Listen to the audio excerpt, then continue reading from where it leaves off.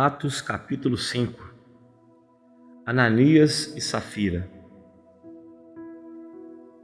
Mas um certo homem chamado Ananias, com Safira sua mulher, vendeu uma propriedade e reteve parte do preço, sabendo também sua mulher. Então, levando uma parte, a depositou aos pés dos apóstolos.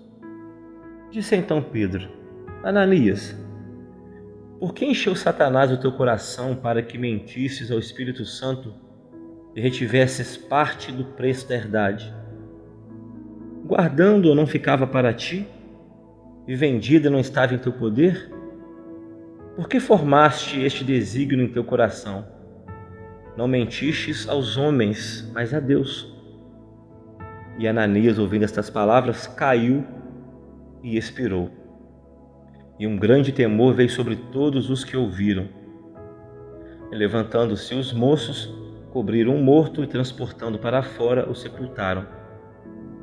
E passando um espaço de quase 3 horas, entrou também sua mulher, não sabendo o que havia acontecido. E disse-lhe Pedro: Dize-me, vendeste portanto aquela herdade? E ela disse: Sim, portanto.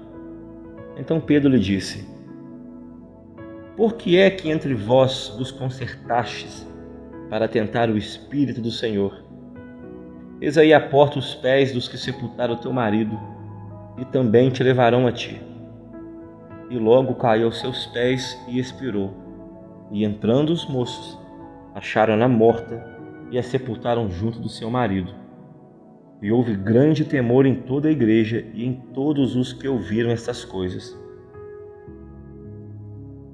E muitos sinais e prodígios eram feitos entre o povo pelas mãos dos apóstolos. E estavam todos unanimemente no alpendre de Salomão. Dos outros, porém, ninguém ousava juntar-se a eles, mas o povo tinha-os em grande estima. E a multidão dos que criam no Senhor, tanto homens como mulheres, crescia cada vez mais, de sorte que transportava os enfermos para as ruas e os punha em leitos e em macas, para que ao menos a sombra de Pedro, quando este passasse, cobrisse algum deles. E até das cidades circunvizinhas concorria muita gente a Jerusalém, conduzindo enfermos e atormentados de espíritos imundos, os quais eram todos curados.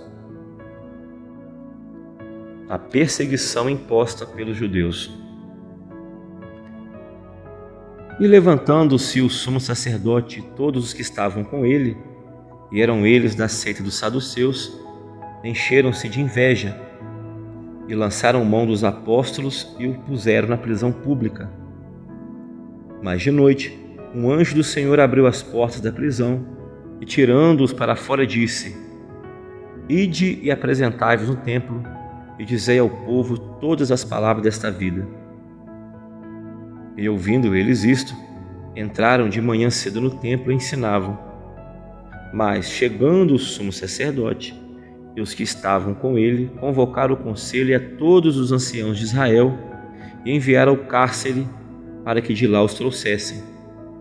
Mas, tendo lá ido os servidores, não os acharam na prisão e, voltando, lhe anunciaram, dizendo: Achamos realmente o cárcere fechado com toda a segurança e os guardas que estavam fora diante das portas, mas quando abrimos, ninguém achamos dentro. Então, o sumo sacerdote, o capitão do templo e os chefes dos sacerdotes, ouvindo essas palavras, estavam perplexos acerca deles e do que viria a ser aquilo. E chegando anunciou-lhes dizendo: Eis que os homens que encerraste na prisão estão no templo e ensinam ao povo. Então foi o capitão com os servidores e os trouxe, não com violência, porque temiam ser apedrejados pelo povo. E trazendo-os, os apresentaram ao conselho, e o sumo sacerdote os interrogou. E disse: Não vos admoestamos nós expressamente que não ensinasses nesse nome? E eis que encheste Jerusalém dessa vossa doutrina, e quereis lançar sobre nós o sangue desse homem. Porém Pedro, respondendo, e os apóstolos disseram: mais importa obedecer a Deus do que os homens. O Deus de nossos pais ressuscitou a Jesus, ao qual vós matastes, pendurando no madeiro. Deus, com a sua destra, o elevou a príncipe e salvador, para dar a Israel arrependimento e a remissão dos pecados. E nós somos testemunhas acerca destas palavras, nós e também o Espírito Santo que Deus deu àqueles que lhe obedecem. E ouvindo eles isto, se enfureciam e deliberaram matá-los.